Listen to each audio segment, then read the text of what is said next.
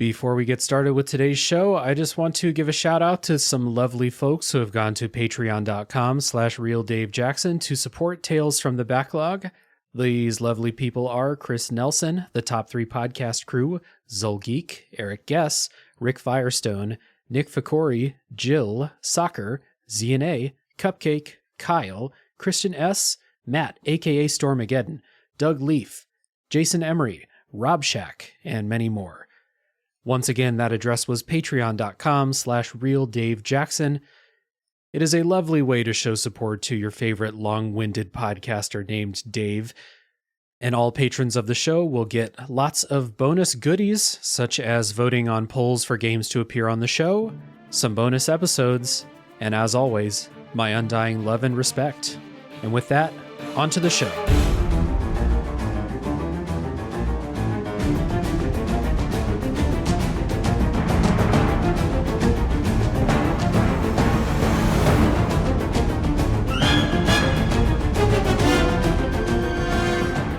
Hello, everybody. My name is Dave Jackson, and you're listening to Tales from the Backlog. This is a video games review podcast where most of the time I'm joined by a guest to bring a game out of the backlog, play it, and discuss. However, today, that's not what we're doing. I'm joined by two wonderful guests to talk about game remakes. They are friends of the show, 2/3 of the Offshore Gamecast. Back and better than ever, Dylan and Dave. Welcome to the show, guys. What's going on? Thank you so much for having us.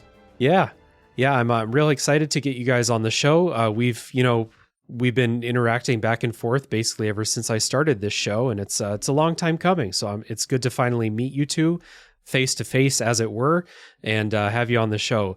Today we're going to talk about remakes, like I said, but before we get into that, I do want to give you the customary time at the beginning of the episode to talk about Offshore Gamescast, which is a kick-ass name for a podcast.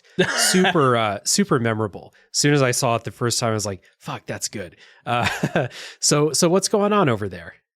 Oh man, I like that you mentioned that because it's always one of the funniest things of how long it takes to create a name. Yeah. So yeah. just weeks worth. But like I'm glad that it sticks. It does. To which if it does, what's going on, guys? Welcome back to not the Offshore Gamescast, but we're the Offshore Gamescast. I'm Dave. I'm Dylan.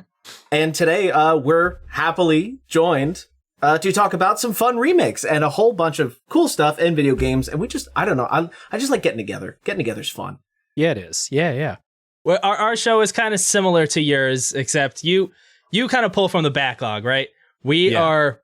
We're on top of it. You give us a couple weeks after a game comes out, we have our episode up. Mm-hmm. It's a crunch, but we do it to ourselves happily.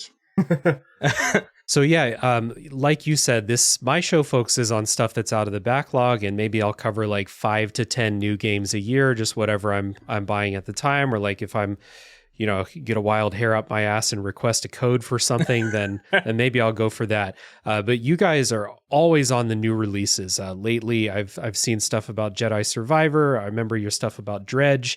Dredge is on my mind because that's the episode that's coming out in a few days on my show. Always on the new stuff and putting out tons of content. It's I listen to the podcast. I see the clips on social media all the time of the three of you. So it's a show that I really enjoy listening to, and I appreciate everyone who's on top of the new releases because it's just it's a thing that I can't handle. Even the even like Dredge, I played that during the review period, during the embargo period, and then I recorded my podcast not long after, and it's coming out 2 months later because of my recording schedule. So.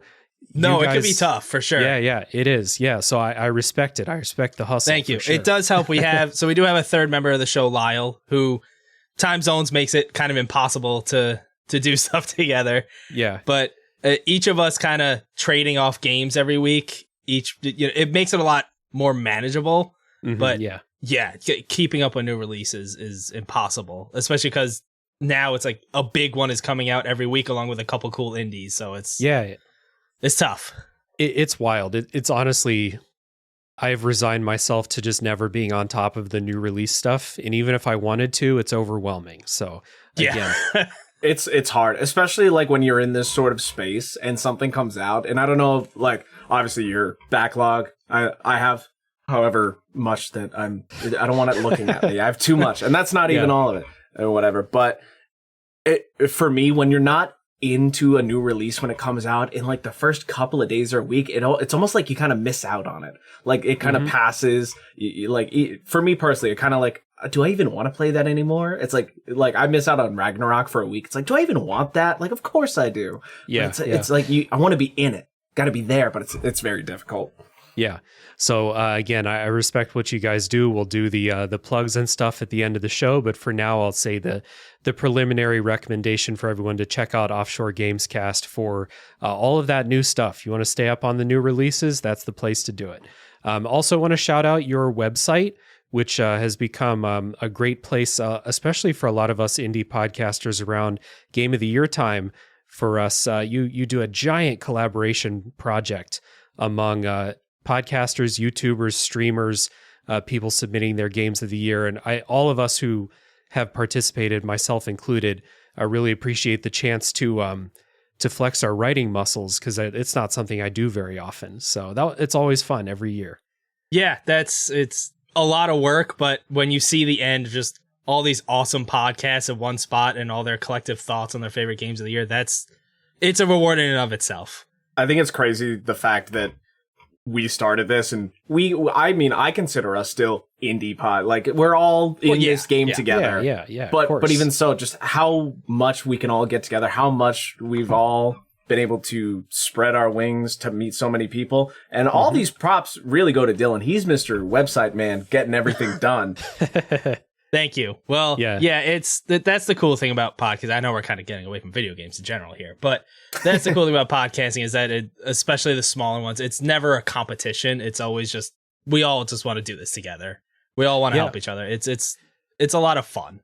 Yeah, 100%. And like, I do this show by myself, but the good part of doing it by myself is that every single episode, I'm basically meeting someone new within our community, and it's always awesome. So I'm really excited to get into our topic today, which is talking about game remakes. And this got on my mind because, people have started to point out, hey, look at the top Metacritic rankings for games of 2023. Resident Evil 4 Remake, Dead Space Remake, Metroid Prime Remaster, which is like almost a remake. Technically not, but it's a big glow up. There's a bunch of highly ranked remakes. More and more get announced. We just heard, this is, it's going to sound weird when this episode comes out in 2 months, but like a couple days ago or yesterday or whatever, we just heard Metal Gear Solid 3 remake is coming. Alone in the Dark remake just got a demo that got put out. It's remake season. The industry has entered the remake arc, or we're hitting like the stride of the remake arc. So I want to talk about like, what do we want from remakes, and do we enjoy all of these remakes that are coming out? So I just want to kick it to you guys first. Like, what do you think about this current trend of basically all of your favorite games, or even games that are not your favorites, getting remade? I think in general, as a whole, it's a good thing, because video games, like, you compare them to movies or something. Movies can come out, in the 80s and still hold up great. Mm-hmm. But video games, especially certain eras of video games, don't hold up great, and they're not accessible. It's not easy to play a lot of them. You need an old console or something, or you need to run an emulator, and it doesn't control the best. I think in general, bringing those old games to a more modern audience with better graphics, better controls is a good thing. I don't know if every game remake we get is necessary. Yeah. But I think as a whole, it's a positive thing. I mean, I look at it as sort of like a pro. I look at everything as a pro and con list. You're getting the best of both, while I feel like this year specifically is really glorifying how good we could have it. It's also just could turn at any moment, because we've seen some really crazy stuff happen. But I feel like when it comes to certain titles or something, it really depends on either, did it get enough recognition? Did it get so much recognition that it deserves more recognition? Skyrim? Did it do this, do that? Because at the same time, I can look at all these things, and you can see the Dead Space and the Resident Evil and go, wow. I also look at it and go, wow, what a lot of wasted resources we could on doing brand new things. Or Yep. it's like, if they don't, like say the Dead Space didn't hit, wow, look at all that money that could have gone towards maybe 4, 5, 6 indie games that could have blown our minds. Yeah, it always is an opportunity cost when a company like Naughty Dog decides to remake The Last of Us, which was already available on modern consoles. It's not that I'm opposed to updating the AI and the graphics and everything for The Last of Us. I'm not opposed to that. But part of me is also like, I would love to see what Naughty Dog would make if they weren't doing this. So there is that opportunity cost. You're right. I want to take it back to something Dylan just said there about making games more accessible to a newer audience who may not have a PlayStation 2 sitting around with those games. And I want to bring up the first of our community submissions for this episode from Mikey from the Big Drink Energy podcast. Mikey says the only things that he wants from a remake are A, make it playable on a modern console, and 2, because Mikey loves weird numbering systems, if it has weird controls, adapt them to a modern style. Perfect example, Metroid Prime. They modernized those controls for that Metroid Prime remaster. And this is a good opportunity to talk about like a certain category of remakes that we have, which are basically what Mikey just said. All they're doing is making it accessible on a modern console, maybe updating controls, maybe some light quality of life. Stuff like the Shadow of the Colossus remake, the Demon's Souls remake, Tony Hawk Pro Skater, that remake that came out a couple years ago, Spyro, Link's Awakening, and that The Last of Us again, which is maybe the lowest on like the level of importance for bringing something to a modern console. Yeah. So how do you guys feel about these? These are basically just taking older games, giving them a touch up, remaking them as it were. But the main goal of these is just to bring them to modern consoles and make them look like a modern game. I think that these are, well, first off, I want to say your episode on Shadow of the Colossus is awesome. So if anyone's listening to this and hasn't listened to that, you should. But I think those are great examples of bringing it to the modern audience, and we can kind of both talk about that. For me personally, I have played Shadow of the Colossus when I was young, but never like, maybe I was just too young at the time to like really get into it or to understand it. That it's almost an excuse when that happens, when the remake comes out and you're like, well, I should play this. There's no reason not to. It's accessible. It's the best it's ever going to look right now. And I played through that whole thing and loved it. And that's probably something I would not have done if the remake hadn't come out. And Dave, I know you kind of have a similar thing with Tony Hawk. I mean, I was Tony Hawk, obviously, but I did want to jump in because if it was not for the remake of Shadow of the Colossus, I do not think I would have ever played it because of the fact I grew up with the first thing that ever hit my hands was an original Game Boy, to which from there was pretty much only Nintendo up until I was like 13 when I got a 360. So I did not have the PS2. I did not have all the golden era games that I got to miss out on. So when Shadow of the Colossus came out, and even back then, like the scope is insane, but now, or at least back when it released, looking at that updated graphics and whatnot to really experience that world. And also you can say from like a child aspect, you take a kid who's going to like put down Shadow of the Colossus. Where's the comprehension in like a 10-year-old? There's nothing there. They don't understand anything. When I played this and I got to the ending and I was like, oh my God, as a kid, I would have been like, I don't get it. And then move on to something else. But I'm a big fan of narratives and just stuff like that. And so that way of getting to experience it because it was brought back, like I feel so fulfilled in a way. Yeah, absolutely. And there's a lot of these games on that, like that I listed there, Shadow of the Colossus, Demon's Souls.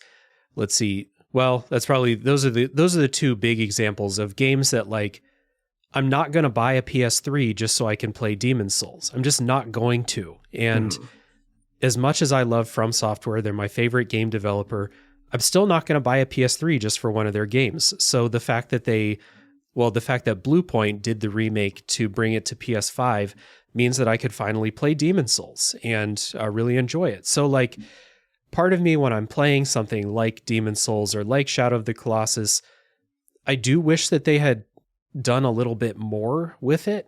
But the fact that they did bring it to a modern console so that I could play it in the first place, that's the most important thing. I can have my nitpicks about, the controls in Shadow of the Colossus are still weird as fuck. They're better than they were on the PS2, but they're still weird. And like, for as much as I wish they would update it, the most important thing is that they made it available. And I want to read another submission from Matt, aka Stormageddon, who's a patron. Thank you, Matt, from the Fun and Games podcast. They say the Link's Awakening remake is a remake that is perfect in its own way. I had never played the original, and I loved this remake. For new players, I think it was a great way to jump into a classic that you never had access to. And also, the art style was so damn cute. So thank you, Matt. Link's Awakening has since been made available on NSO, but I think when we first solicited submissions for this, and of course when this remake was made, it wasn't available. It was one of those like, okay, like buy a Game Boy or never play Link's Awakening. Well, that's your choice until it came out on Switch. Did either of you play the Link's Awakening remake? No, I did want not. to. I do remember though. I guess that kind of also brings an interesting point. That art style, I like that art style. I remember all the cute. trailers and everything. Yeah. But wasn't that kind of controversial for some people? Yeah, because it's, especially with a lot of the other remakes we talked about, Shadow of the Colossus, Demon Souls, Tony Hawk, they didn't change the art style. They just made it modern, right? They made it more high fidelity, basically. The Link's Awakening, they changed it. And it's to that kind of chibi clay type art style that if you don't like that, then yeah, I can understand why someone would be upset. I'm upset. Okay. And if you want to talk about upset, let's just talk about Shining Pearl and Brilliant Diamond. Oh yeah. The Pokemon remakes are also good examples of this. Just bringing it to the new system, not changing a whole lot, right?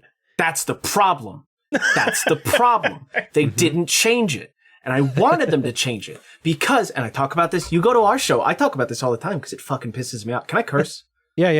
Go fucking ahead. pisses me off because look, you go to any of the goddamn Pokemon remakes. Granted, you have the original ones on Game Boy. Fine. They're going to look like Game Boy games, but you start getting up to the 3DS and you got Omega Ruby and Alpha Sapphire. That's a goddamn different game. Holy shit. You got Sword and Shield coming out. Oh my God. Look at what the Switch can do. We're here. We're getting time to the Gen 4 remakes. I'm the biggest Gen 4 fan. I can't wait. Oh my God. They did, first off, they did a Blue Point, which they gave it off to someone else to do, which Blue Point does a great job. ICLA, I think ILC, whatever did it. Even if it was Game Freak or Creatures like Vision to do something like that, God, it could have been amazing.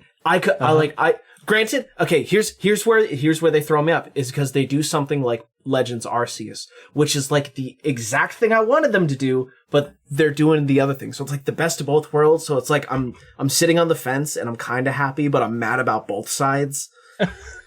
Yeah, I get that. Like, especially with Pokemon, because Pokemon is a world and a universe that has so much possibility in there for magical shit.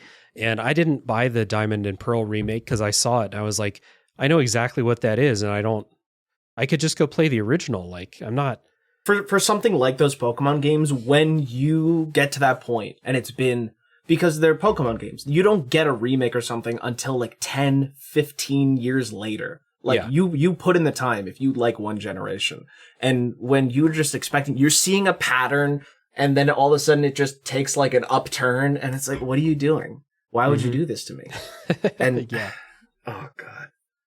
But I mean, they still did the quality of life updates that you would expect, because one of the biggest problems with Gen 4 is just how slow it was in general, the battles, even some of like just the exploration. So that is something they fixed. It's just, I will say, I got real addicted to the underground again. You can't, it's kind of hard to mess up the underground. It's just amazing. Yeah. That's a little bit of the risk and reward when you're remaking some of these games though, right? Like, cause they're only doing it to big games or popular games at the time. There are some smaller games that have been remade, but for the most part, those are the ones that get the attention. And wasn't there something similar like Demon Souls where, so I never played any Demon Souls, but didn't they change some of the designs of enemies or like completely change the way they look and people were not happy about that? They made them more high fidelity so that you could actually see what was going on. There's a couple of enemies, especially the Flame Lurker, which is a boss that I've seen the PS3 version. It's just like, it's a PS3 game, and they didn't do a good job of like, designing it in a way where you can actually see what it is. So then when you enter like the super high fidelity PS5 version of that, suddenly you're like, oh, that's what that looks like. And I guess people were upset because it's not what they had in their head or something. But like it's kind of just like a blob of colors in the PS3 game. So like there's no way to make that into a PS5, graphical style. So people did get upset, but people are going to get upset. So those are those like 1-to-1 remakes. Those, I don't want to say we're doing the bare minimum as like a derogatory thing, but we're doing the bare minimum. We're updating the controls. We're bringing it to the new console. That's about it. That's about all you're going to get. We did it again. Yeah. So I don't know. I personally, just to kind of wrap this part up, I'm fine with these because most of the games that they're doing this for are stuff that's like really old, not available. So again, your choice is don't play them or play the remake or go spend a shitload of money on retro games now, because God knows that's not an affordable thing to do anymore, Mm-hmm. I find it interesting, just the general idea of remakes, because depending on the type of product necessarily they're going to release, it's almost kind of telling a background story that not everyone will be able to pick up on. So you could look at something like The Last of Us that's pretty much just like, what they wanted to do is, it's almost like a director's cut in a way. They wanted to put it on the same level as Last of Us 2 and just have it be like one cohesive thing. And like that's almost just kind of its own thing. Like they have Last of Us factions they're working on, possibly Last of Us 3, but that's like its own thing. A few years ago, they came out with Red Faction Guerrilla Remastered, and to which I am it's a terrible name. It's a terrible name. I'm a huge Red Faction fan, but that is 100% one of those remakes specifically put out to be like, do you guys still like this? Do you guys do you guys want us to do more of this? And I'm over here like, yeah, because I want Red Faction, and then they don't do anything, and I'm waiting. I'm waiting. Oof. That seems to kind of be the Tony Hawk thing too, right? It was almost like put it out there and see if there's interest. Well, and obviously that's what happened there. That makes me so mad. That makes me like 10 times more mad than the Pokemon thing. Yeah, the Tony Hawk thing really reminded me when I booted that up. I was like, oh, I'm too old to play Tony Hawk. I suck at this game. It's good. That was one of those that I never got into as a kid. Again, golden era. And when I did, I was a skate guy. So Skate 2, 100% Skate 3. Oh my God, I lost so much time. And I was like, will I like this? Will I feel it? And for some reason I hopped into it, and that level of just arcadiness, and just when I was like, oh my God, I'm addicted. A week later, I have 48 hours played. Yeah. And then you get, okay, here's a topic. You get those people like me who missed out on the golden era, who didn't get those opportunities. And then you do something like this, and oh my God, Vicarious Visions, that was like a chef's kiss. I never played the original, but they fucking put some icing on it, and it's beautiful. And then stupid old goddamn Blizzard has to walk in and think it's a good idea to be like, hey, we're gonna buy these people, and we're like, okay, all right, we're gonna give you a little bit more money. That's good. And in the background, they're gonna just axe everything that they were making and make them a stupid support studio for the games that are coming out bad. And to find out later that they were already working on 3 and 4 remake. Yeah. Yeah, it's a knife to the heart. I agree. Dude, God. I played Tony Hawk 1, 2, and 3. I have on the N64. I have my cartridges behind me on the shelf, and I loved them back then, and I booted like the remake up, and it captured all the magic and all the arcadey goodness of the originals. I was a kid again those first couple days playing that remake, until I was like, I can't beat the downhill jam challenges. What the fuck's wrong with me? So, let's move into the next kind of style of remake that I have written down here, which is the ones that are like taking the classic, they're remaking it, they're modernizing it. They're not just kind of touching it up, doing some QOL. It's more of a modernizing of a classic game, but it's not a reimagining of what that game was. So on here, I have some examples. I put the Pokemon remakes on here originally, but they kind of fit in both categories. Metroid Zero Mission, which kind of brings the original Metroid out of the NES, puts it in that Game Boy Advance Metroid style, adds some new content, adds a map, like a bunch of stuff, a bunch of changes.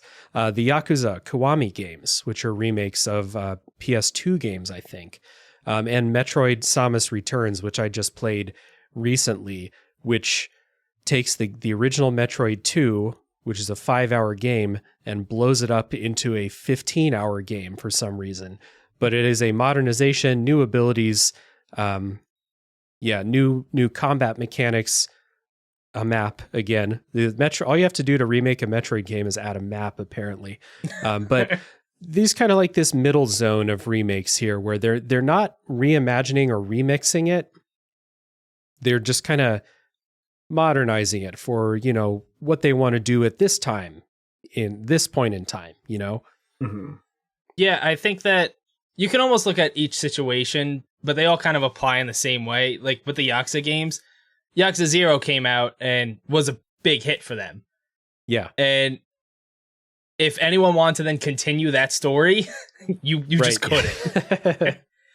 But they made it work, especially with the addition of Yakuza 0. Like, it made that a more cohesive story going into Kiwami and then Kiwami 2 and so on and so on.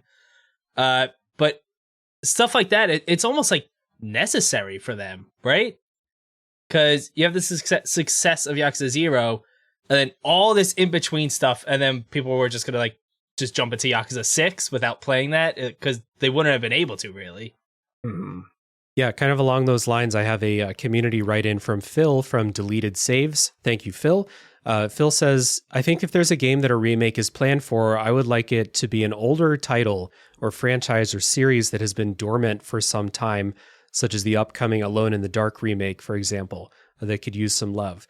But they need to elevate it from its original or make quality of life improvements to fit modern play, which I think fits the Yakuza remakes, definitely fits Metroid Samus Returns and Zero Mission, kind of modernizing those for the quote modern player, Can I bring up an interesting thought? Yeah, of course.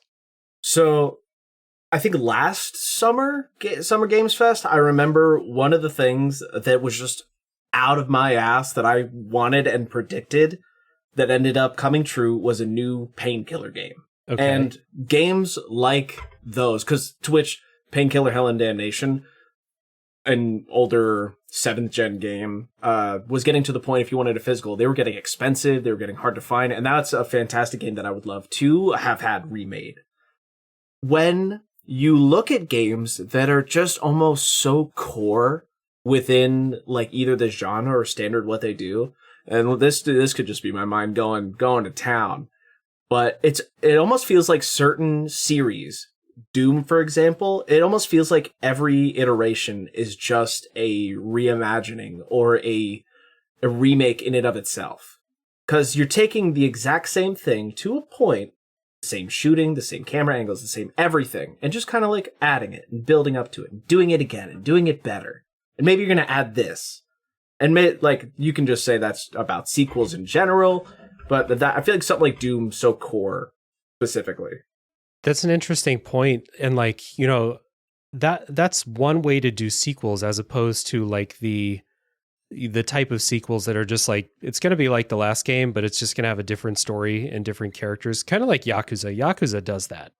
They might tweak the combat a little bit, but a Yakuza sequel is not that different from the one that came before it, unless we're talking about the shift into turn-based combat, basically. But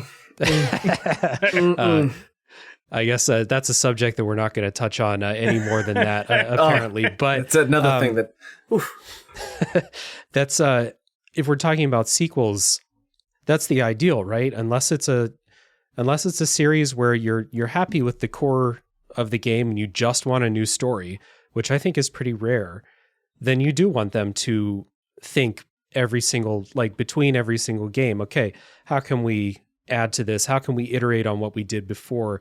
Shit, Tears of the Kingdom is like a perfect modern example, or like current example of this.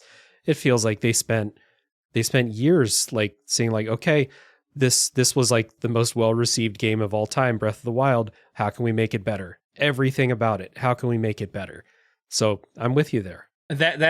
It's such an insane example with Zelda 2, because if they just basically did Breath of the Wild 2, everyone would still be happy. Yeah. I think that's what most people were expecting. Yeah. No, but this game had people do like a triple take. They were like, what? Yeah. It's a whole different beast. It's nuts. Mm-hmm. There was something else I wanted to say, and it slipped my mind. I feel like when it comes to some of those ideas, it's almost like a line, because you can take something like Doom. I feel like it's more based off the evolution of gameplay, because when you say something like a story or narratively, that is just, we've been there, done that. It's kind of hard to find something new in that regard. Call of Duty, you're playing the same game. It just is. I will buy it every year and play the campaign, but you are playing the exact same game, and the only thing that's changing is the narrative and maybe the color of the guns. But you take something like Doom, and you're really evolving on a formula there. Yeah. I mean, I think that's a great kind of segue to get into like this last category of remakes. And it might be, it seems like it's a lot of people's ideal remake. I want to see how you guys feel about this, which is that reimagining and that remixing of the spirit of the original, not necessarily what the original was. So you want to preserve the spirit, the things that were important for the original, but you don't want to just make the same game with new graphics. So shining examples of this, I think, are the Resident Evil remakes, Resident Evil 4. Well, from my personal experience, I only played Resident Evil 4, but that's an example. Final Fantasy VII Remake is another one of these, which is very different from the original game, but preserves the spirit, I believe. So yeah, what do you guys feel about this kind of game? Also, I wrote down AM2R, which is the fan remake of Metroid 2, which is really fucking good. And I think it fits more into this category than Samus Returns, because it's not exactly the same as the original game, just kind of like modernized. They had a bunch of creative ideas that they injected into it. So I think that like, if we're going to go above the minimum of bringing a game to modern systems and calling it there, then I would like this, because the key thing with both of those examples I gave, Resident Evil 4 and Final Fantasy VII, is you can buy those games anywhere. You didn't need to go hunting for those games. You could buy them on literally every video game system since the original release. So if you're going to have a game like that, you got to do something different, I think. Yeah, I completely agree. As long as you have that old version or older version, even Resident Evil 4, hasn't that gone like 2 like remasters or something? Yeah, it's gotten remasters. I mean, it's almost 20 years old at this point. Right. I mean, it has to, just for resolution purposes. So it has. Right. I mean, it's kind of funny because even ports are like a different like conversation, but specifically with Resident Evil 4, you have Resident Evil 4, Resident Evil 4 Remake. There's also a VR version of Resident Evil 4 for the Oculus, and now we're getting specifically a VR mode for Resident Evil 4 Remake for PlayStation, right, which is a very interesting thing. But I think that as long as people still have access to kind of that original vision of the game in an easy way, I love these. Because it doesn't look at Final Fantasy VII is a pretty drastic change. And they made some big changes compared to the original one. Yeah. And disclaimer, I never played the original one. I just know that after playing part 1 of the remake and then kind of looking into the old one and the changes that were made. But it doesn't take away from the original game. That original game is still there. And then there's this whole new thing. It's almost like having 2 separate canons in a way. And I love that. I think that's awesome. I think you take Final Fantasy VII, and to me, its level of quality and just passion almost should be the standard if you're going to be doing something like that. With something like Resident Evil coming up a very close second with its mix of pertaining very solely to the original while adding some new ideas. Final Fantasy VII, like, took the first 4 to 6 hours of a game and turned it into a 40-hour game. Like, that is, and it's good. And, like, it's great. Yeah. How? Because I remember it was one of those, because it's so vivid. It was one of those games where in the middle of moving, I like started at one place, finished it in another, and just I never played the original. I had only played Final Fantasy 15 prior, and I was enthralled. I loved it, and I cannot wait for part 2, 3, 7, 9, whatever. Yeah. Yeah, the Final Fantasy VII remake, I think, is a good example of keeping what was important about the original Final Fantasy VII and changing the things that could be changed. So I played the original, not back in the day, but I have played the original and I played the remake. To me, the thing that people remember the most and like the most about Final Fantasy VII are the characters, and maybe if you get into some of the abilities that characters can do, all that stuff is still there. And I think that's the biggest strength of the remake, is that by blowing up those 5 hours into 40, all the characters get so much more time to be themselves and give you time with them.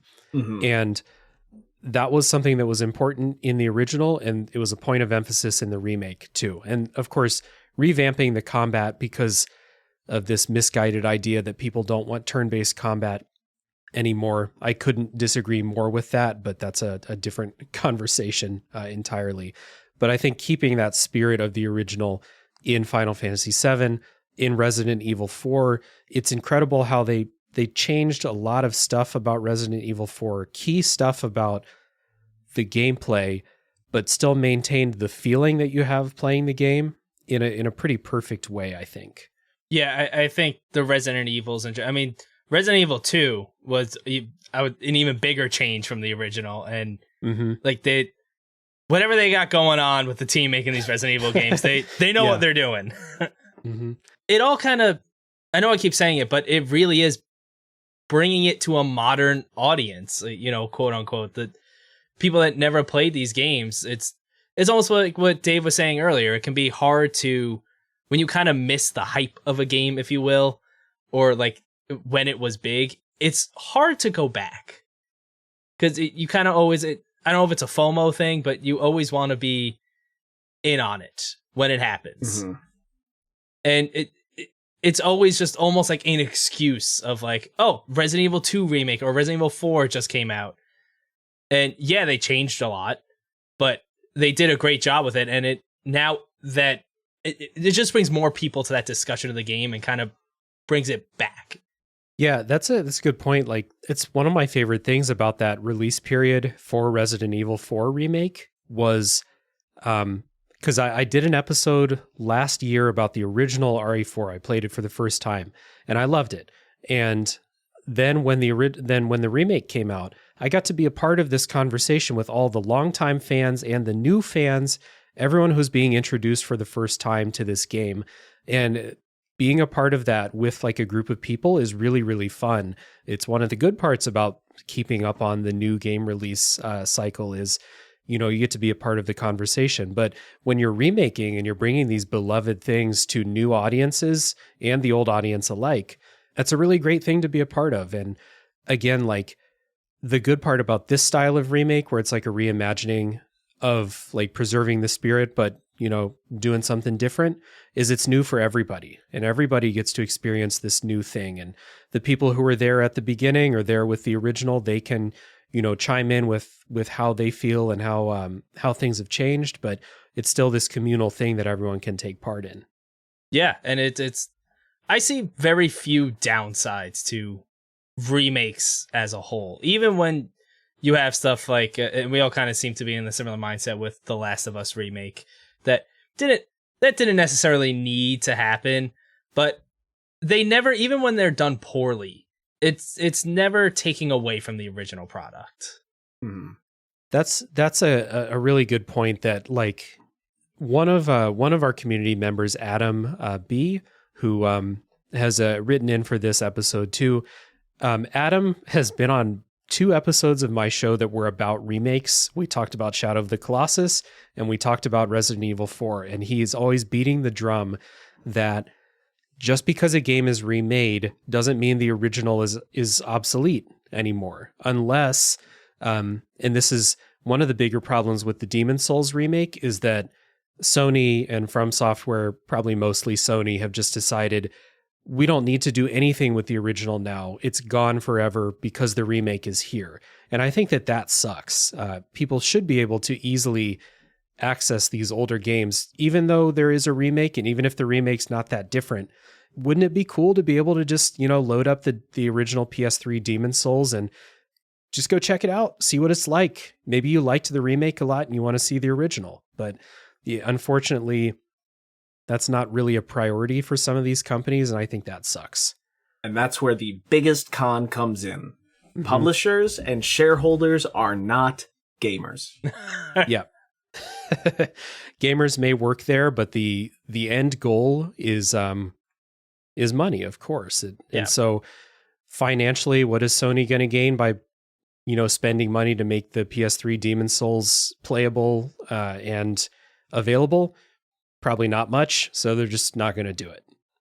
You get that side, and then you get the groups of people who are, for lack of a better term, fucking idiots, and see trends and are like, hey, let's hop on that, without realizing that it's got to be one of the dumbest marketing and business decisions. When I hope they reversed it, because when The Last of Us remake was coming out, there was a rumor that Horizon was going to get a remake, and that is one of the stupidest fucking things. I think that was, I agree. If it is a remake, that would be a colossal waste of resources. I think that Horizon example got a little taken out of context. Mm-hmm. I think it's a PS5 upgrade, just like all the other PS5 upgrades for PS4 games. But if I'm wrong and it's like they're going to spend $1 billion making a real remake of that game, fuck off with that. That is completely unnecessary. Yeah. That's where it comes in. Like, why waste all these resources and put out... You also have things like 13 that come out. It gives these publishers and shareholders the idea that no matter what, people are going to buy it because nostalgia is what sells. And when you don't get that right, you tarnish your entire reputation. The fact that 13 came out, and then 13 came out as a remake, and now it's coming out again because the original was so broken and bad, like, they make such stupid decisions in the form of money without realizing that they're losing so much more in the process. Mm-hmm. Yeah. Again, part of that is also that opportunity cost that, like I said before, if Naughty Dog had not spent all that time bringing The Last of Us to the PS5 when it was already on the PS4, what could they have done with that time and money? They could have done something else that, would have, I don't want to say would have appealed to more people, because that PS5 version appealed to a lot of people, but they could have done something more creative. And like, if we think about the creative side behind these remakes, not all of them feel like the most creative outputs, which is why I appreciate these Resident Evil remakes and the Final Fantasy VII and the fan game AM2R and some others. So I want to get into some community submissions for this kind of section here. So I'll start. We'll go with Aaron from Super Pod Saga. What's up, Aaron? Aaron says, my favorite remakes are the ones that build on the spirit of the source material and enhance it as much as possible. Metroid Zero Mission is my favorite example of a remake. Takes an old classic, makes it way more playable, more accessible for a newer audience. And Metroid Zero Mission adds new content. It adds probably new abilities. I didn't make it far in the original Metroid game, but I assume. Yeah, Dylan, you want to read what Matt says for the next one? Yes, Matt, again from the Funny Games podcast and a patron, says, when playing a remake, I want it to elevate the source material while being its own thing and not being afraid to try new things. For me, that was the Final Fantasy VII remake. I want my remakes to be a reimagining, not just note for note, the same thing, but prettier. I tend to agree with that. Yeah, I've already, said my whole thing about Final Fantasy VII Remake. I love the idea. I love the execution. It's just real good.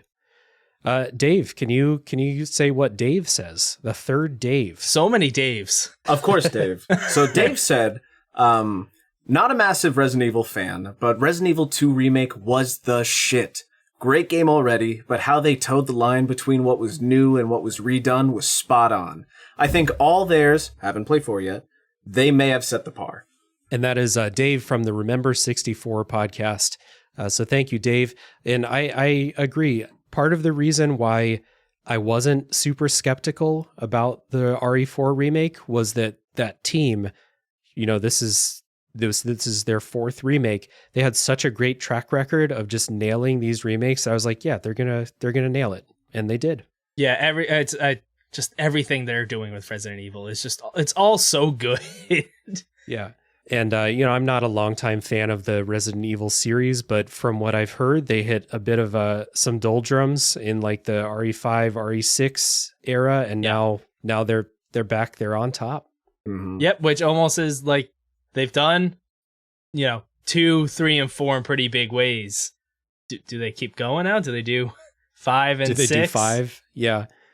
From what I've heard about RE6, it sounds like a remake of that would be fucking wild. Yeah.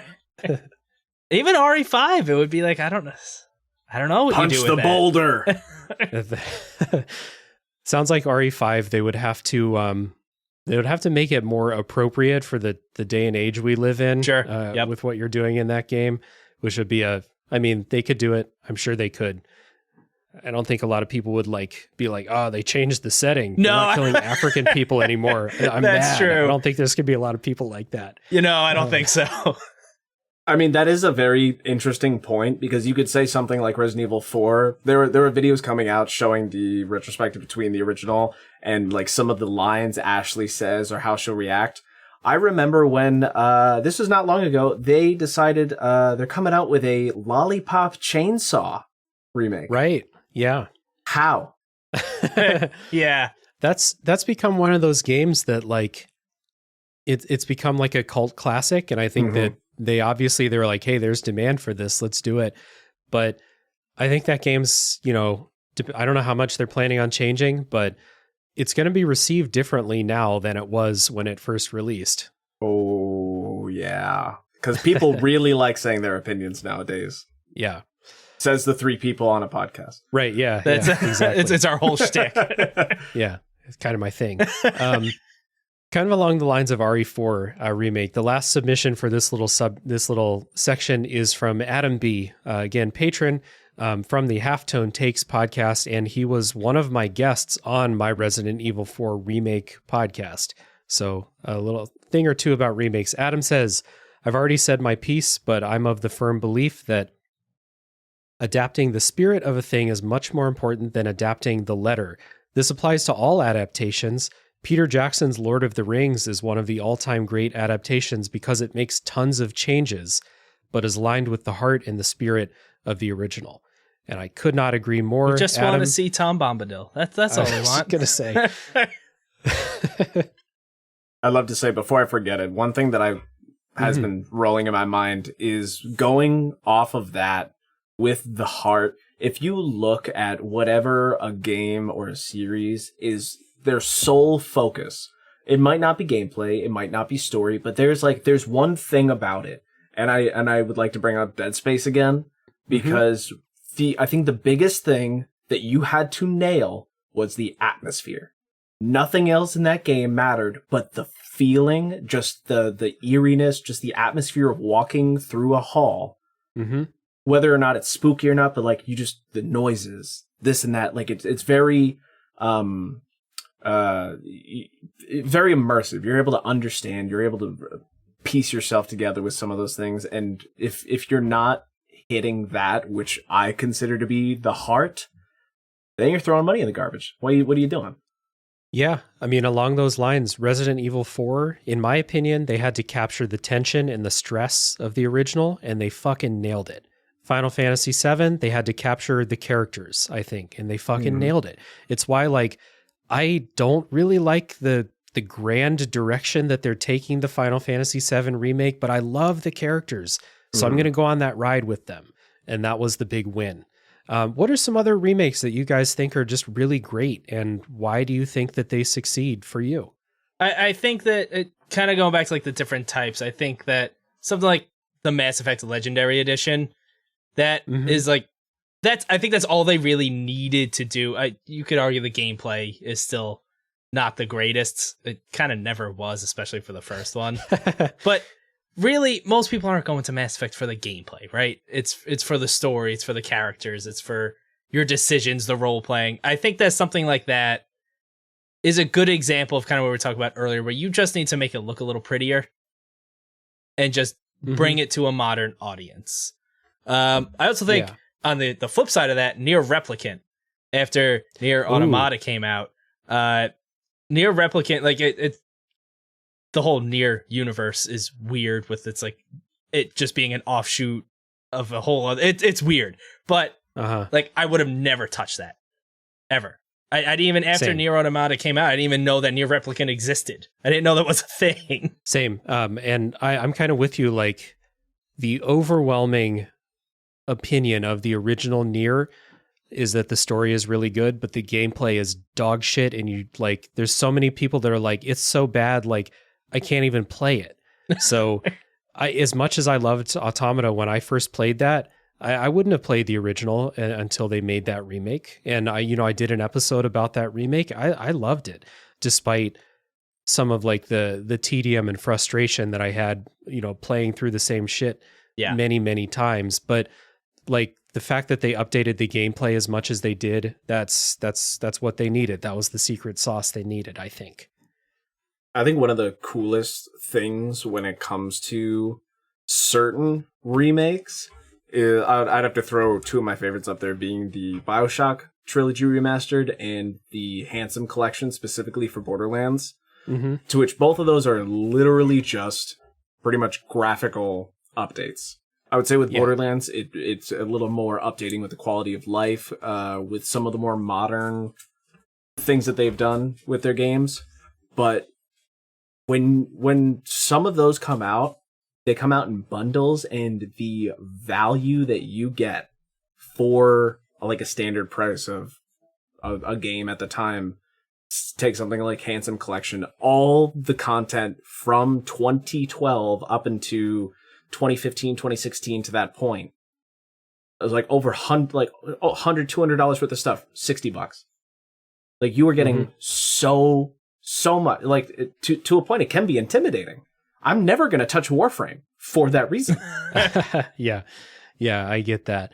Yeah, those the remasters are something that I think is like kind of a different conversation. Mass Effect goes into that too, where it's they're not remaking, they're just kind of like touching up the graphics, making sure it can look decent on your new TV and stuff like that. But also part of those remasters is bringing stuff to new consoles, even if they're not going to go in and toy around with game engines or combat or anything like that.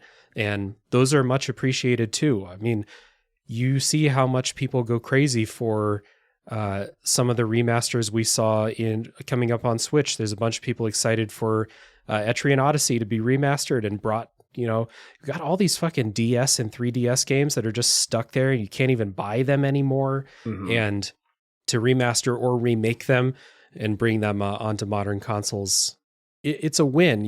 As much as you might quibble about decisions they make, at least you get to play the game, right? Yep. It's interesting, Nintendo specifically, because I feel like they are very known over the past few decades of just recycling. You watch almost any direct nowadays, 80% of that is going to be, here's a game coming to the Switch, here's a remake, here's something else. But at the same time, what group calls the most for it?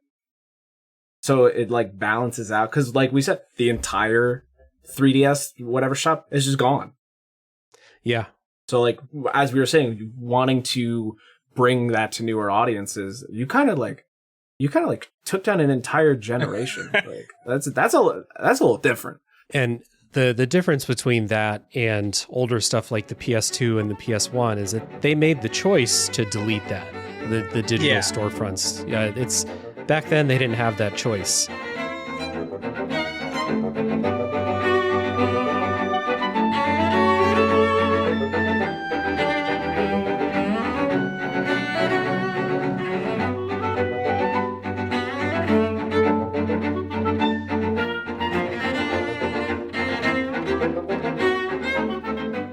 wanted to, kind of along the lines of Nintendo, I want to get into some of these just miscellaneous entries from people in the community.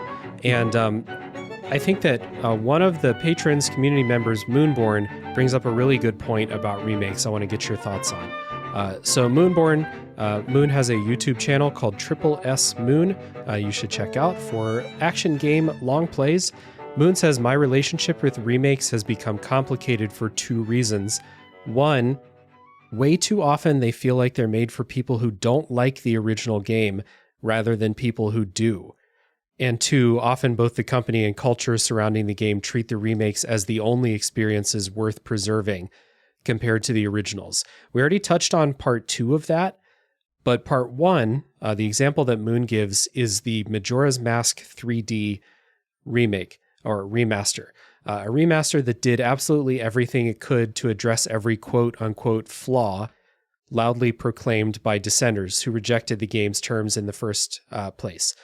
The result is a deeply diluted experience that has none of the bite and much less of the atmosphere and vibes that made the original so special. Now, I personally disagree with Moon about the Majora's Mask 3D. I liked it quite a bit, mostly for quality of life reasons. But I do want to kind of talk about this idea that sometimes remakes are made for people who didn't like the original instead of people who did like it. So it's like they're fixing it in the remake instead of celebrating it. And kind of one side of that is Samus Returns, Metroid, I think. Fixing the original game. Making it modern, making it bigger, giving you a map. Not all of those things are good things, in my opinion. As opposed to Resident Evil 4, which feels like a celebration of the original game and remixing. And it's a really interesting point. So thank you, Moon. What do you guys think? This is something that I want to on our own show and whatnot get more into, because this is something that's been in my head. Mm-hmm. But with so much things going on in just the world nowadays, it feels like there's a need to, and it depends on the situation, but there's a very inclusive feel for certain, I would say, merchandise and products. When it comes to this sort of thing that lands on nostalgia, I feel like not everything needs to be made for everybody. Mm-hmm. And we can, I'll just say, for example, RTS games. Remake the shit out of RTS games for the people who love RTS games. Yep. I think it's a waste of resources because I hate RTS games. They're not for me. But that's fine. Make them, because there are people out there who are sitting at their computers who are putting thousands of hours into the games that they like, and if they want what they want, they deserve to have it, because why else are you making it? Who else brought you to the point that you're at? Like it should be a celebration. Yeah. Yeah, I kind of piggybacking off that. I think the way that Moon worded is very interesting, because I don't think companies are coming out intentionally like, we have to change what they liked about it. But I think it is more kind of like what you were saying, Dave, is that they want to bring it to the most mainstream audience as possible while still kind of holding that original spirit. But it's like bottom line is they want to make money. That I feel, yeah, that's 100% publisher shareholder integration problems interfering. That movie studios have dealt with it, and we know about it, but it's not talked about enough because it's so blatant how they get in the way, and just one decision destroys everything. And again, you lose your reputation, everything goes down. BioWare, come on. Poor BioWare. Yeah, but I agree that, like, I think that, like, the thought process, if someone's remaking a game, it's okay if you're remaking something and you're like, this either was not good back then, and like we just, like, we've learned a lot since then and we want to fix it. Or if it's like, again, I'm going back to RE4 remake, but it's like, can we make Ashley into a better character this time? Can we remake her? That stuff is good. You know, fixing stuff that needs fixing is good. But, you know, going off of Moon's example here, where they're just going to go through and say, like, what are people mad about? We're going to change it, regardless of how we feel about it. You know, maybe we still think that it's fine, but people are mad. We want to appease the people. And the people who are mad are not really the people who are going to be celebrating that game in the first place, I think. And, oh, I forgot. I had another example of a game and it just, like, disappeared. Yeah, it was again Tears of the Kingdom with, and it's not a remake, but same idea. All those people who are mad about weapon durability in Breath of the Wild did not get what they wanted in Tears of the Kingdom. Did not get what they thought they wanted. I would be interested to see how many people like kind of came around on weapon durability, but that was Nintendo, even in the Zelda franchise, not listening to the people who are mad. And they were like, no, we know that this is right. We're going to update it and iterate on what we did, but we're not just going to listen to you because you were mad about this. And I think that this is something that, like, I hope all these companies keep in mind when remaking a game, that again, it's a celebration.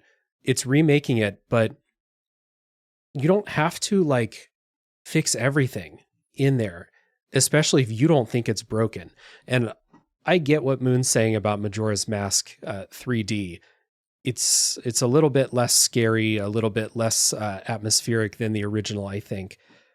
Didn't bother me as much as Moon, but like I think this was just an excellent point that I wanted to camp out on. I also think that a game like Majora's Mask kind of touches on what we were talking about earlier, where, I mean, that is such a beloved game. And then especially like people that love Majora's Mask almost get annoyed at how much attention Ocarina of Time gets compared to it. Because there are many, put it up as the best Zelda game, period. One of the best games ever.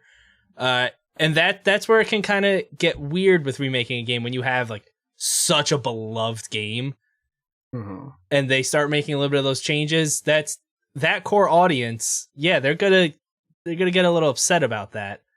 That's another thing I was thinking about before, because you take Resident Evil, and since 2017 they essentially basically split their audience 70-30. You have the people who are like hardcore OG Resident Evil fans, and then you have the people like me who really hopped in and like really dug around in 7, and I fell in love with the first person perspective, and I think it's amazing. I appreciate the other Resident Evils and I want to get into them, but now I'm like, well, I really like this. Doesn't necessarily mean I'm the one you should be listening to. But for something like Resident Evil, it's so massive. It's like Pokemon. You have the entire mainline series, then you have like a set of spin-offs, then you have a set of remake spin-offs, and just all this. It's its own bubble. It's its own umbrella. Oh yeah, I was gonna say, would you call it an umbrella? Very good. Yeah. So we can continue down with some of these submissions. Dylan, what does Ryan from Listoff say? I just want to point out, I'm so glad that they're back. That's awesome. Yeah, hell yeah. Me too. Ryan says, if it's an old enough game, a graphical or gameplay update could be enough to keep me happy. However, if it's a game that is already considered modern in concept and execution, I would like to see a remake alter the story a bit or take some other risks to subvert expectations for those who played the original. And I feel like Last of Us is kind of a good example of what he's saying there.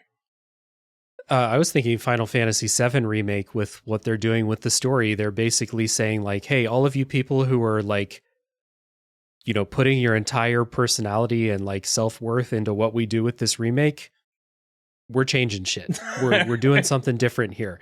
And how you react to it, that's on you. But we're doing something different here. And even if I said already, I'm real nervous and don't really like what they're doing, I respect the hell out of the decision for them to be like, you know what? We have this chance to do something different, tell a slightly different story or wherever the hell it's going to go. We're going to do that. We're going to take that risk instead of just rehashing the same beats, except, 5 times as long. Yeah.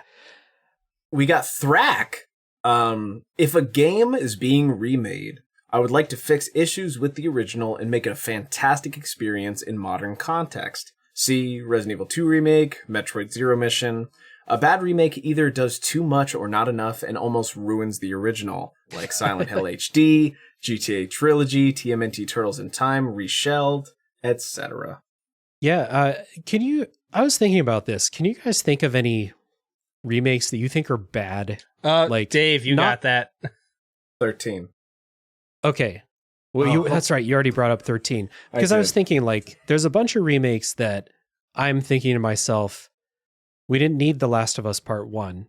No. Sony did it because they knew they could make a shit ton of money synergizing with the TV show. I get it. We didn't need it. It's probably not bad, though. No. It's probably a really good game. I can't really think of a remake that sucks. I mean, Thrak gave the Silent Hill HD, the GTA trilogy. I probably didn't think of that because I didn't play those because I saw the clips. And I was like, whoa, no.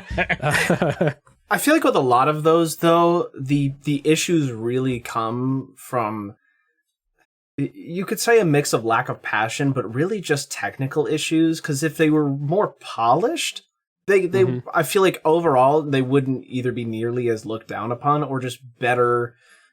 Just like, all right, they slipped under the radar. Like, they work. But it's because of just how they run like garbage, and maybe some of them are just like, they really lost the vibe. Yeah, but uninspired or something like that. Yeah. Ooh, here's an interesting one. Is Dead Rising 4. Because it's a mix of a sequel, remake, and spiritual successor. Because it's batshit. And it was made in like 9 months. If anyone knew that, they made this game in like less than it's insane. What? So you have the original Dead Island, which its whole core was you got 72 hours, do these things, get out. Here's a sandbox. Dead Island 2, Dead Rising. Yeah, okay, I thought you were kind of like gonna do some sort of marriage between the two. No, they're divorced. Dead Rising 2 pretty much just expanded on that. Dead Rising 3 kind of made it more of like playing around in the sandbox, made it more gritty, and like tried to do something a little different. But specifically with Dead Rising 4, they pretty much did the first one again. You're back at the Willamette Mall. You're back as Frank West. He's older.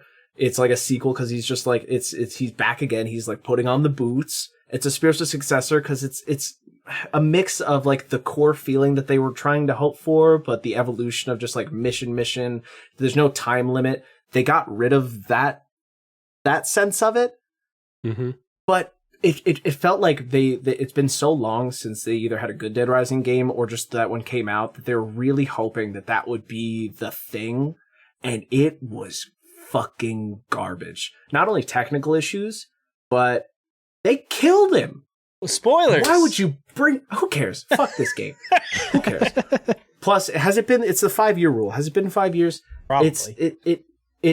They brought him back. It's like bringing Master Chief back and then killing him. It's like bringing Kiryu back and then killing him. Like, why? They ruined it. On top of just being a bad idea, they just kind of like took a shit and then threw it in the garbage and then took a shit on the bag. Yikes. Yeah, I'm glad I missed out on that one, I guess. Yeah, that I only played the first one of those games, but I don't know, would you consider that a remake if it's doing the same thing but not? It's weird because they're trying to capture the spiritual success. They're trying to capture it. They're also trying to do it again because they moved locations so many times, different characters. Now they're back as Frank West in the Willamette Mall. We're just doing it again because it feels like 100%. And then did someone get stabbed and like that was the only person working on the game and made all the decisions? Like it feels like everything fell apart. Ooh, yikes. Next submission is from I just want to point out real quick to you guys, the both of you, because you're both Dave. You're like two sides of the same coin.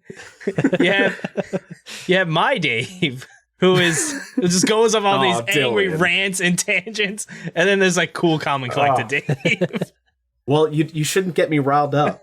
Well, I mean, getting riled up is fine. I invited you here for a reason, but I didn't play that game. I didn't play any of the Dead Rising games. I didn't play any Dead Island game. I have no frame of reference for anything that's happening right now. So that's why I was like, whoa, that sounds like it sucks. Moving on. Yeah, it hurt. Next up is Adam R. Thank you, Adam. Adam says, and this is a good point, I think, and this is like the point that I'm working toward myself, is it depends on how much I enjoyed the original. If I love the original, just make it prettier and more available, like Link's Awakening. And Adam says, yes, I know y'all's opinion on it. Move on. Put a pin in that, Adam. But if I dislike the original because of weird decisions at the time, I like to see an update to modernize it. See Resident Evil 1 and Metroid Zero Mission. I bet Resident Evil 1 on the PlayStation is hard to go back to. But Yeah. And then the one on the GameCube, I'm planning on playing that sometime. Probably easier to go back to, just a guess.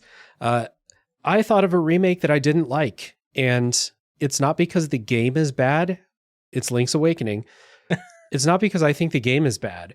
It's that they didn't do enough, I think. And is that also the one where they did the fast travel behind an amiibo? Fucking Nintendo, probably. I don't have Amiibo, so I don't pay attention to what they do, but not surprising that they would be like, yeah. Nintendo is kind of just always a double-edged sword. Yeah. The ultimate double-edged sword in the industry. Yeah. The thing with Link's Awakening remake for me was I thought the art style was fine, but I had this dissonance in my head where it was like, I'm playing this game that looks brand new, but it feels like a Game Boy game under the surface. They didn't change enough to make it fit this new art style for me personally. And I like couldn't play it. And I love the original game. It's not that I have a problem with the original. It was just like, I had this weird thought where it's like, you redid the art. Why does it feel like I'm playing a Game Boy game under the surface? If this is a remake, why not do a bit more? I could see that as like, so like I never played it, but especially if you are having like such a big change with the art style, it's not like they were trying to evoke a Game Boy, you know? That would be one thing. If I think that if they were doing such a big change to begin with, they should have just went all in on that. Yeah, for sure. Which I'll go back to the Pokemon remakes and say that again. Mm-hmm. Because that is true. Because when you are doing something, especially that is retro, or at least initiated, which is what is now retro, and it was based on pixelation and had that classic, because that whole 2 decades of games was just left and right and shoot. That's all it was. So if you're growing up with that level of nostalgia, like Eastward game, like that game Sea of Stars coming out later this year, I am hyped because at least the art style feels like it fits, it all connects. It's again, not everything should be made for everybody, and there are people out there who probably love Link's Awakening because of its new vision, but Dude, I'm glad you brought that up because that is exactly what Chris N, the next write-in, is talking about. So Dylan, can you take that one? Yes. I'm less of a fan of a remake and more interested in the love letter to. See, The Messenger, Blasphemous, and from what I've heard, Chained Echoes. And also Sea of Stars is one of those games too, from the makers of The Messenger. So that's an interesting thing, you know. This is all on like basically on the indie scene to do this. The Messenger, Blasphemous, Chained Echoes, all indie studios doing these love letters. You know, obviously the Messenger can't remake Ninja Gaiden. They don't have the rights to do that. They would get the pants sued off of them if they tried. But a lot of those games end up being more interesting than the remake because they're taking the spirit but injecting new ideas into it. And so if we're thinking about like, okay, what could Naughty Dog do? They could take the spirit of The Last of Us and make a new game with it if they wanted to, instead of remaking the older one. And so it's kind of interesting to see this alternative of like, you want to make a game that feels like Ninja Gaiden or feels like Castlevania or feels like Final Fantasy VI. But you're not just going to remake those old games. You're going to bring new creative ideas to the table. And I think that this is a good point that Chris brought up here. Yeah, I didn't even... That sort of idea when thinking about remakes didn't even cross my mind, but thinking about it, I also think I like that more. Like, like something new that is clearly, like you said, a love letter to an older game, but has their own fresh ideas without trying to just do that again. I like that. I'm on board with that. It's all difficult because you can look at something. A remake has its what's under it, remasters, spiritual successors, like they all kind of fit together under one thing. So definitely with the spiritual successor aspect, I mean, some of them work, some of them fail. Mighty Number 9, some of them just don't work. But bringing that, it's an interesting cycle because they'll burn themselves out.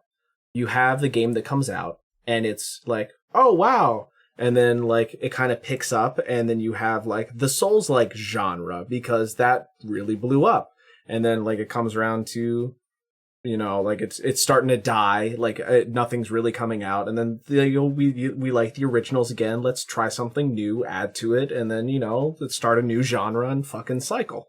Mm-hmm. I actually think an interesting example of what you were saying of like sometimes it doesn't work is you could look at the Callisto Protocol as kind of a love letter to Dead Space, and then there's just the straight up Dead Space remake, and that's an interesting example of kind of the opposite of that remake really works. The Callisto Protocol, maybe not so much.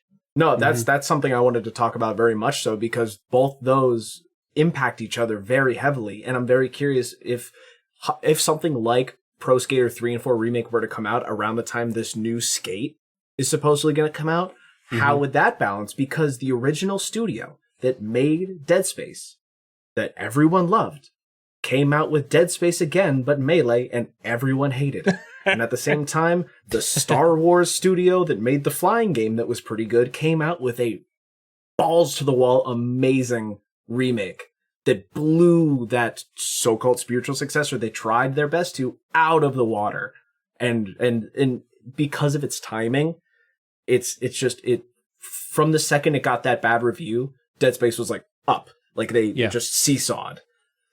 Didn't Callisto come out like a month before Dead Space also? Callisto was, I think, December 3rd. Yeah, and then Dead it worked Space out January. perfectly for Dead Space, didn't it? Yeah. January 27th, just like a month later, boom. Yeah, it's an interesting thing. I mean, it's a separate topic. I mean, it could turn into its own episode here on the show, but on Tales from the Backlog, I've covered The Messenger, covered Blasphemous. Chris was on the episode about Blasphemous with me.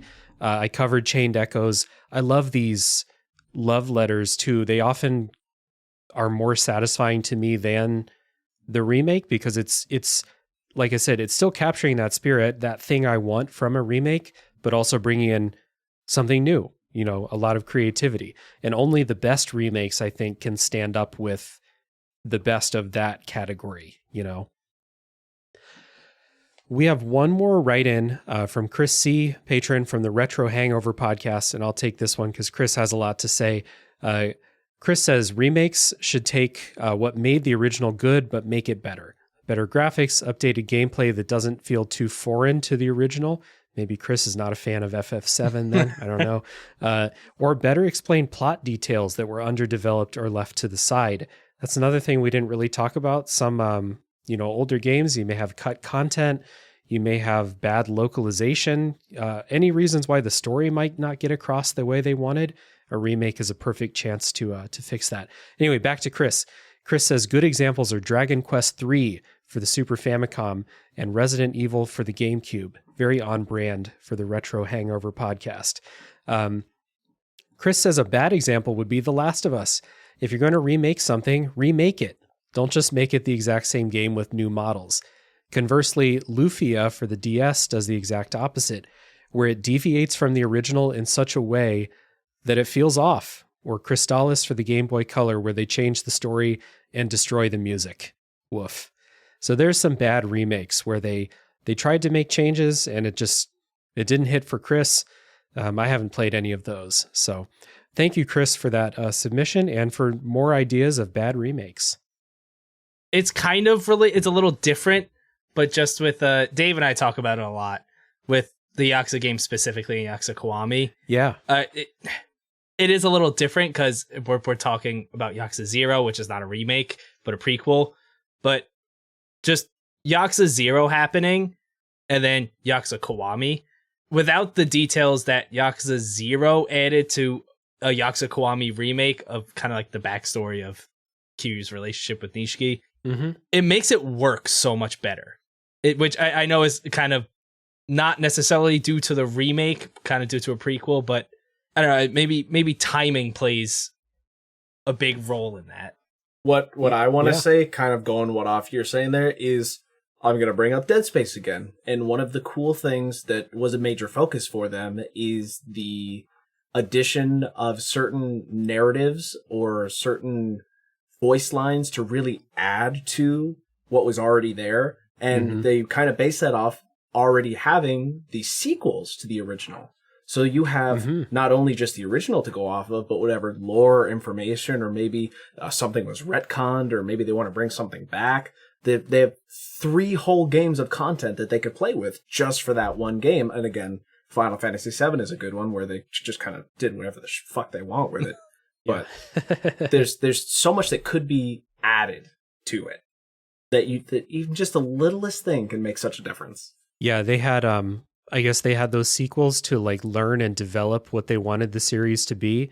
This is something I've heard about the Resident Evil remakes too, where they kind of spent this time just perfecting what they want from these remakes, and then, you know, just absolutely nailed it with Resident Evil 4. And I mean, from what I've heard, they nailed it with the first and the second one as well. And people are more mixed on the third, but they're always, you know, the good companies, they're learning as they're going through these, you know, their series, or like a series of remakes in some cases, they're learning. And I got to think that, you know, the Yakuza developers learned from remaking Kiwami 1 and 2 and kind of putting those alongside like modern releases like 0 and 6, and then going into like a Dragon or Judgment, just like Judgment, yeah, off, exactly, like yeah. The good companies are learning while they're doing this, and they're iterating in the right ways.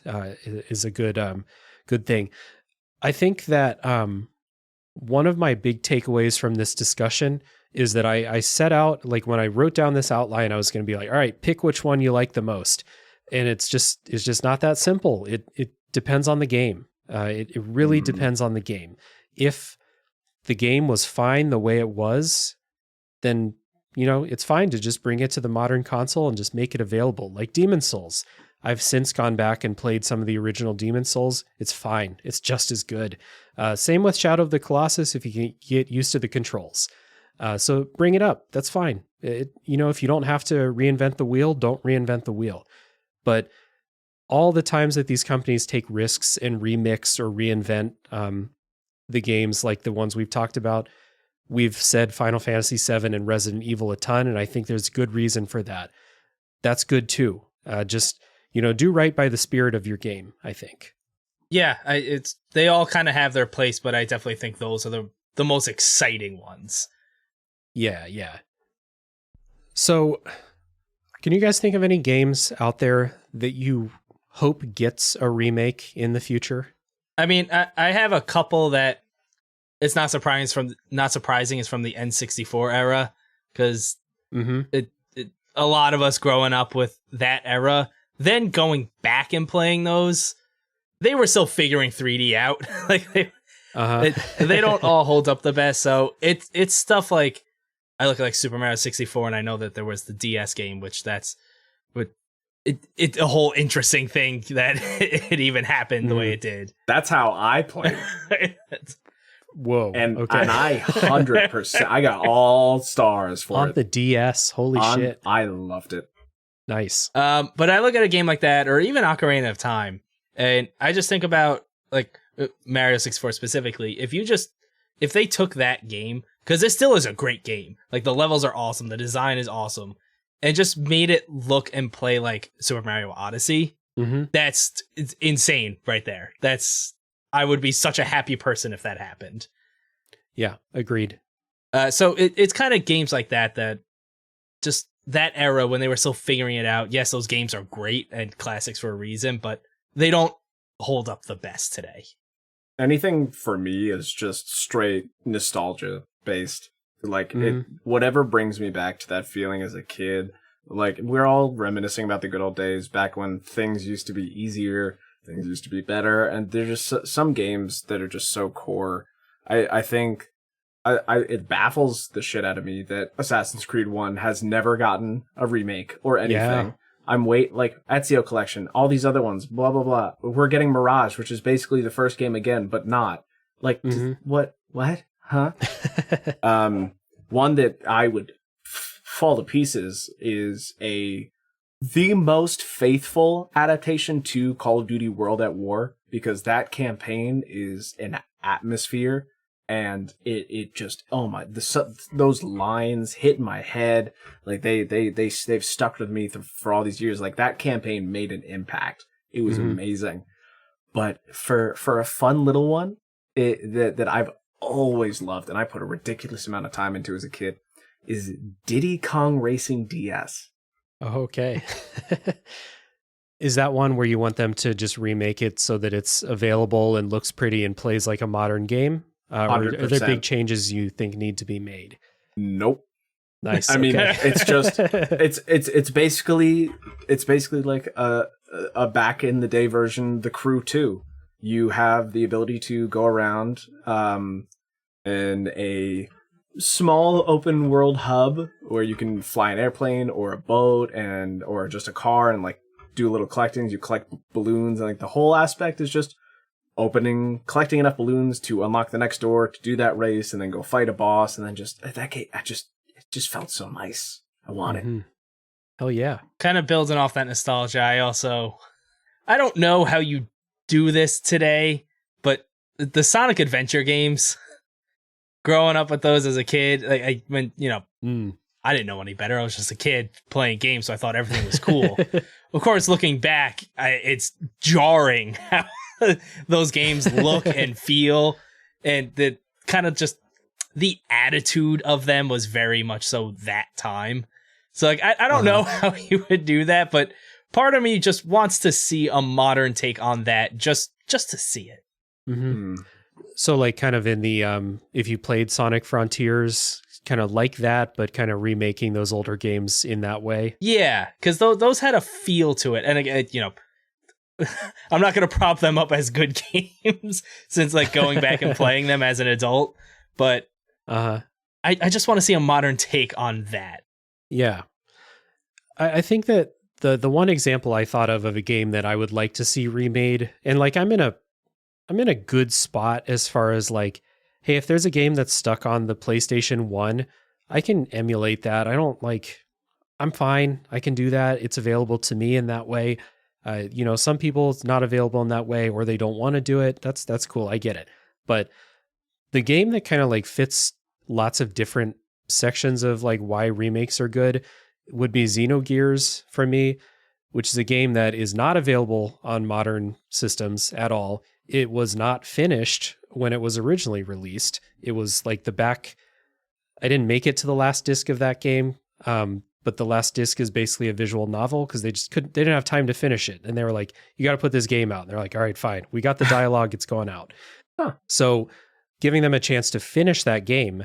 And then that game has like JRPG combat. It's got mechs. It's got, a bunch of like religious iconography and imagery. And the story is fucking wild.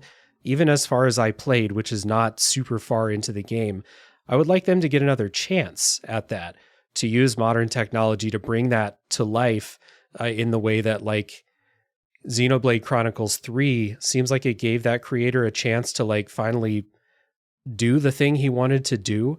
But it would be cool if he got a chance to remake Xenogears, finish the game, bring it to modern consoles, make those visuals pop.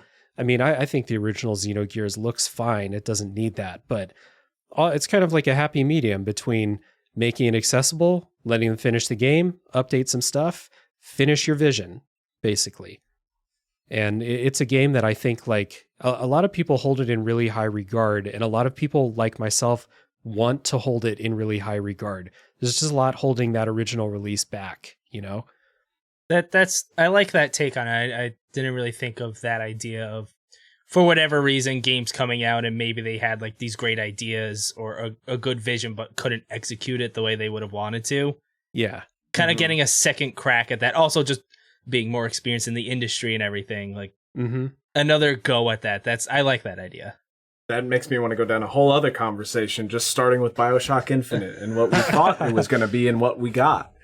Jesus. Yeah. That's one that hasn't aged too well in my mind. So I wouldn't mind if it didn't get a remake. I just want to like memory hole that. And I felt good playing it at the time. I don't really want to revisit and like re-examine how I feel about that game. So I find that to be an interesting topic because there's a game that will be coming out that is going to be hard for me to play because they made a change to it. And it's broken and it needs to be fixed. What game's that? So it came out a while ago. It's called Spider-Man PS4. And for some reason, when they came out with the remaster, they have this placeholder texture on the face. And it's just... yeah. God, there's no camera in this whoever made that decision, fuck you piece of shit. No one likes it. Yeah, I saw the side by side and I was like, that has to be some corporate bullshit making them do that. I have no idea why you would do that. Obviously because this model's face fits our actor's face better and we can get highly emotive reflections. Duh. Sure. Yeah, I need more face reflections in my video games. That's what I need. Yeah, we definitely need another Tom Holland. Fucking goddamn it. Guys, this has been a great conversation. I've had a great time talking about these with you. I want to give you a chance at the end of the show here to shill Offshore Gamescast. Tell everybody what you're doing, where they can find you. So offshoregamescast.com is the best place because everything is linked out of there. But something fairly newer we've been doing is if you go to our YouTube, you just go to YouTube, look up Offshore Gamescast. All of our podcast episodes have video of us and some gameplay in the background for those that prefer visual instead of just audio. But offshoregamescast.com is where you can get everything, and kind of similar to what you do here, but more modern games. But same idea. And like we were talking about, it's great place if you want to meet anyone new. We have a whole bunch of people who have posted in the past. Still great stuff to catch up on now. Always good to see their opinions and what they think of stuff. It's an awesome haven. Yeah, check out Dave's, actually. He has a post there for his favorite games of last year or games that he played last year. So check that out. I did, yeah. And hopefully you guys will do that again. Look at me like wishing lots of work on you, but I hope that you do that again at the end of 2023, because it's a really cool thing to collect all of these lists from all these cool people that do really awesome stuff around, games content land. So I appreciate that. I appreciate your show. I appreciate the website, and I appreciate both of you taking the time here today. Yeah, thanks so much for having us. This was a great time. It's been awesome. And for anyone who hasn't listened to the show as much, like we said, Lyle unfortunately couldn't make it at the time. Fantastic new addition to the show. Mm-hmm. It's been great having her. And check out Lyle's Indie Corner for all of her separate little videos and stuff. Yeah. And we'll be back soon. But all I want is more collabs because this stuff is too much fun. Yeah. I don't even care if anyone listens to this. I had a great time. Yeah, it's great. It's always a great time having new people on the show, having people back on the show, and I'm sure I'll have you all back at some point. This has been a good time. So a little plugging for Tales from the Backlog at the end. Again, just like I say at the end of every episode, there's a Discord server for the show. If you want to come in and talk about your favorite remakes, that is the best place to do that. We have a really fun and supportive community in the Discord server. We would love to have you. If you would like to support the show, the best thing to do is to rate and review on your favorite podcast app. Dave is nodding right now. You know what's up. If you want to support monetarily, there's a Patreon page. That's patreon.com/realdavejackson. You will get some cool treats, like being able to vote on games coming up on the show, being able to get a shout out if you like that. And I usually release the episodes a few days early for patrons, just for fun. It's an unofficial perk. So yeah, there's another bonus show I just recently started too for patrons called Tales from the Way Backlog, where I'm covering retro games, 30 years and older. And if you know about me, you know that that's going to be a rocky road, but I'm excited to go on it. We actually have this requirement for anyone from our audience that came to listen to this episode. They're required to sign up for your Patreon. It's just it's a requirement. They have to do it. So get on. They can do whatever they want to do. We're not forcing anyone to do anything. I like the duality between us because I'm the one that goes crazy, but Dylan's the one that forces people into content, forces it on them. And I'm just like, guys, enjoy. Keep it unpredictable. You never know who's the good cop, who's the bad cop. Exactly. I'm just the fun uncle cop. Yeah, that's right. Fun uncle cop is a new archetype. It's coming in the new Disco Elysium DLC. Fun uncle cop. That'd be amazing. Yeah. So again, thank you guys for joining. Thank you everybody for listening. Tune in next week for the next game to come out of the backlog.